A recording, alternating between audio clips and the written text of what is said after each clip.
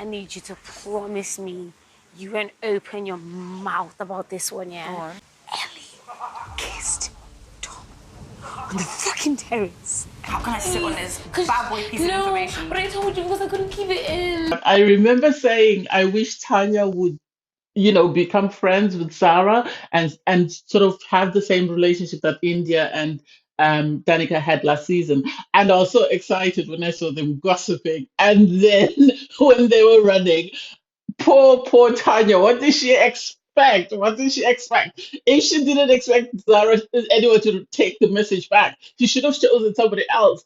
This is cover, and Zara is enjoying it, and I am here for it. I can't wait. God, I can't wait for tonight. I can't wait. I really need to see what happens. Anyway, hey there, it's Valerie. Welcome to my channel.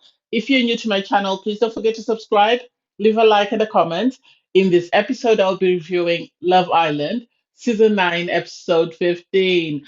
I'm sorry about the late upload. I was busy at work yesterday, so I couldn't do anything. Okay, so the Islanders, obviously, this is still the same evening after they've, you know, Tom and Ellie have shared their kiss. They're still on the terrace, and if you watch Love Island, you know what happens on the terrace. You remember Ekinsu crawling around on the terrace to get a kiss. So they're still having this conversation. They are flirting. Whilst downstairs, Olivia is busy telling the girls about her relationship with Tom and how Tom, is going to try to make things work. Aaron and Kai and Ron are sitting by the fireplace. They're sort of asking, "Where is Tom and Ellie? Where is Tom and Ellie?" They're looking for Tom and Ellie, and I think they sort of see them leave the terrace and are wondering, "What the hell?" It looks cute though in the terrace. No wonder why people go there for a kiss. So they both come out and pretend like nothing happened because Tom and Ellie have agreed that they're not going to tell anyone what happened upstairs. They're not going to discuss their kiss. And so the guys immediately call Tom to say, "What happened? Where were you? What was going on?" And Tom is very sly. Even Shaq leaves Tanya and runs over to hear what was happening upstairs. The boys really love a bit of gossip. And Tom just says, he talks about his conversation with Olivia and he talks about Ellie and the fact that she just likes to flirt. And it's like, you were flirting with her. She wasn't flirting on her own. You were flirting with her. So don't make it seem like it's just a one way and you're the innocent party. And I think this is the thing about Tom. This is the same way he behaved with Zara. He played innocent, and then everybody hated Zara because they thought Zara was being sly. But he is the one who does things sort of silently, and nobody knows what's going on with him unless they actually see him doing it. And this is something I think that is going to get in trouble for. Olivia's at the fireplace. She's busy telling Spencer, "The- Olivia's living in La La Land because if she was in South Africa in the villa, she'd seriously see through Tom. And for her to say to Spencer, I promised you I'll be honest with you. I just want you to know that Tom and I have something, and we're going to continue to explore it. And Spencer was man enough to tell her that you need to be honest with yourself. Don't put yourself in a vulnerable position where you're going to end up getting hurt because this has happened to you before. You don't need to keep repeating the same mistake. And it's like she's so obsessed. She's so obsessed with Tom, for lack of a better word. And so that's why she keeps going on about, oh, Tom and I have a connection. Tom and I. She wants to explore things with Tom, but she doesn't want to put in the effort. She's expecting him to chase her. And I don't see Tom chasing her because when Tom was with Sarah, he never chased Olivia. Now he's in between Ellie, Sammy, and Olivia. He's not chasing Olivia. Most of the times, the girls are the ones that are having to call him for a conversation. So I don't know why she thinks, she suddenly got all this power over Tom, and Tom is going to come chasing her, be her white knight and come to her and say, "I love you, I want to marry you," and so on and so on. It's really sad, and I feel bad for Spencer because Olivia is just dangling him along and telling him what he wants to hear. Yes, I've got a connection with Tom. I want to explore that, but I still want to get to know you. I wish she would leave him alone. That way he could explore other people because there is Zara there. And unfortunately, if he starts exploring Zara, I can foresee the same thing happening that happened with Tom in the sense that Olivia will start, "I want Tom back." I wish he could explore with Tanil, maybe because he's about 25, she's 27. So I think the age range would work better than Tanil and Kai. Tanil, on her part, goes to have a conversation with Ron. She's trying to suss out Ron to see if Ron will let her know whether Kai is interested in Sammy or not. And Ron is not going to say anything. Ron is not going to say anything unless he feels like Kai is now competition for him and is worried that Kai is going to pull Sammy from him. He's not going to say anything. He's going to keep quiet. He's going to tell Tanil what she wants to hear. The same thing he's been doing to Lana. Every time Lana sort of questions him, he tells Lana was just enough, to silence her, and then he goes back to whatever games he's playing. So I don't know why Tanil felt the need to even approach Tom about this. Lana's ears are not hearing what Tom is telling her because Lana then sits down with Tom and Jesse and Will, and Tom is busy telling Lana that, Sammy is my type on paper, but, I've learned my lesson from before. I'm not going to do anything. There's a reason why, even though she's my type, I'm with you. So, as sort of as reassurance to tell her that. And it's like, he should have, all he needed to say to her was, she is my type on paper, but unfortunately, I have said to her, though you're my type, I am in a coupling, I've got a great connection, and that's it. Instead of him making it seem like, she might want to chase him, and yet he is not interested in her. Ron is playing the game. And sadly, this is why I said Ron wants someone he can manipulate, and he is manipulating Lana with everybody else watching. It's really sad that none of the girls are saying anything to Lana about the fact that Ron is playing her, and no one is encouraging her to leave Ron. Because I think Ron is stringing Lana along just in case one of the other girls goes home, because he knows if everybody else goes home, Lana will always pick him if she has to pick at recoupling.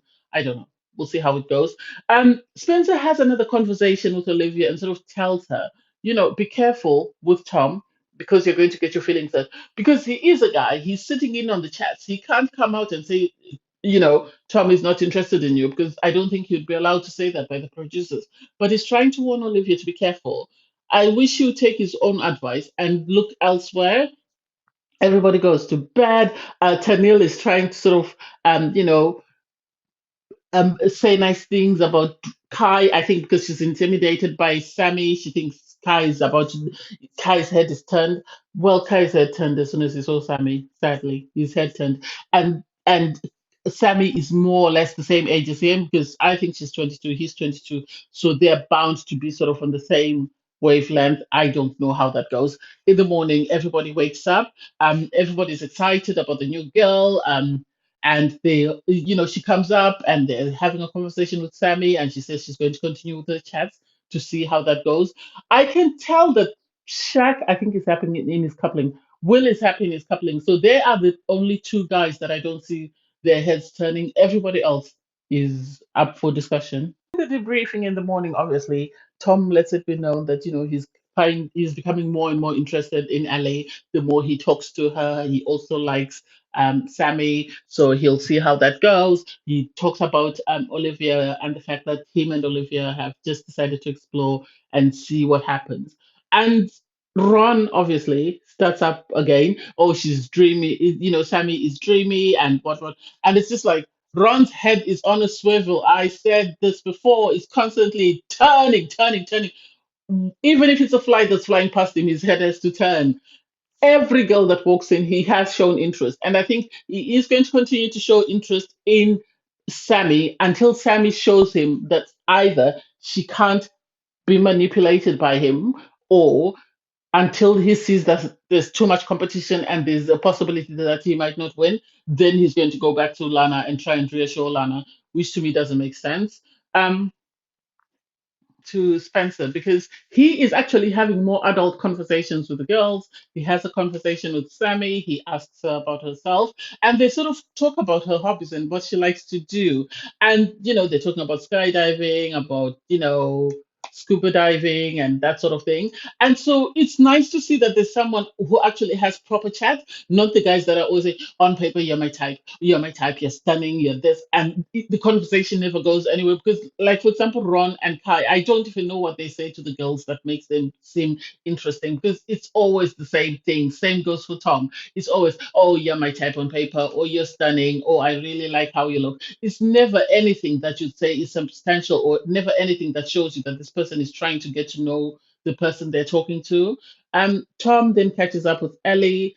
Ellie's just following Tom everywhere he goes. She's just following Tom everywhere he goes. I think now because Tom is single, she's trying to make sure that she secures him before anybody else. And the fact that Olivia is sitting across from them and is watching them and is saying, it doesn't matter. They can go wherever they want. They'll always come back home. And it's like, are you taking a dig at Zara then? Or what? What are you trying to say? And I didn't like that comment, given the fact that now that Sammy is the fourth girl that he's been chatting with, minus Zara, which makes it three. I don't get how Olivia feels so entitled as to say, "Oh, he'll always come back home," and it's like, I don't think so.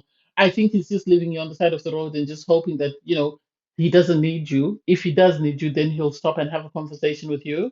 Um, Poor Kai. Kai had a conversation with Will and was sort of saying, I really like Sammy, but I think some of the girls feel intimidated by Tennille. And it's like, I don't think so. I think you're just boring. That's why the girls are not approaching you.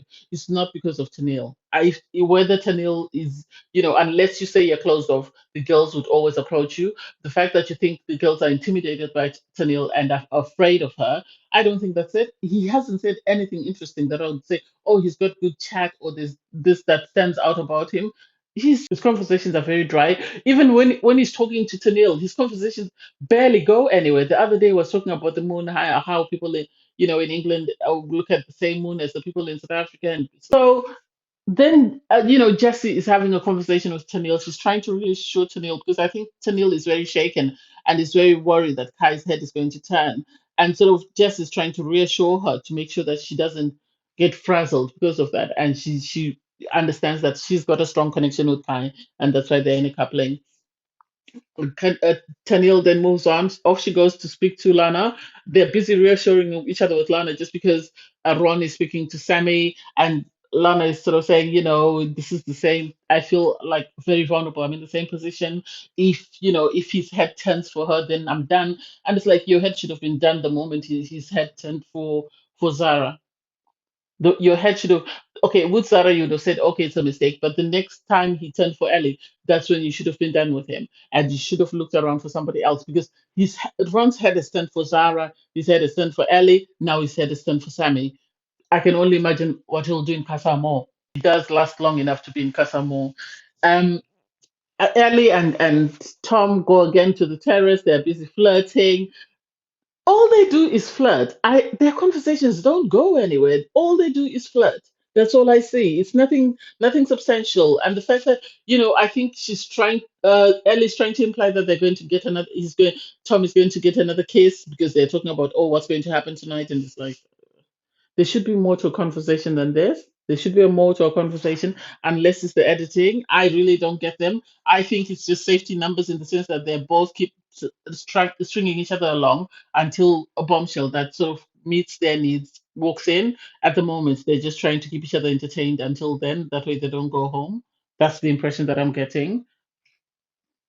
Young Tom. So from there, he goes to Olivia, telling her about, oh, we need to explore. We haven't had a chance to explore things to see how they could actually be. I really want us to get to know each other. And it's like, oh, no, not really. Just tell her the truth. Don't waste her time. She's got someone who's interested in her. Allow her to explore that connection and build on that connection.